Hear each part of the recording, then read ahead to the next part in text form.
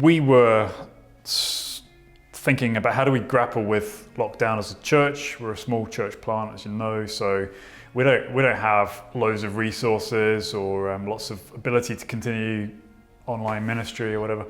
But we wanted to make sure that even though we weren't able to meet physically, we still wanted to be a community on mission. That's what we think of ourselves as. So we saw Alpha, realized you could do it online pretty well. We'd never actually done an Alpha course before physically, let alone one online. So this was all new to us.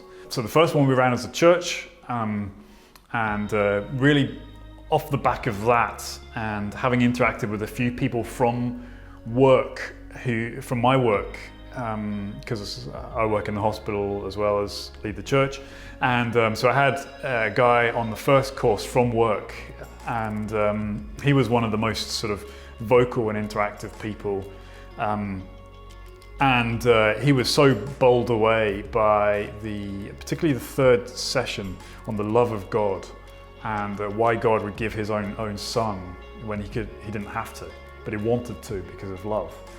He was amazed by that, and that really opened up for him a whole avenue of ongoing sort of spiritual renewal and desire for more of God and all that. So that was class. But off of the back of that, I thought to myself, hang on, there's just one guy from work. Why don't I just do one at work for all my work colleagues, you know? So had about 15 people sign up for that. And regularly we get 5 or 6 every week, you know, coming onto Zoom. Particularly with work now, I'd say the majority of people who did the course were from a Catholic background, which definitely changed the perspective a little bit, and certainly questions they would ask and prior knowledge that they have was very different to the first course. But that was a great experience, and that again, we saw a lot of openness there, a lot of spiritual hunger.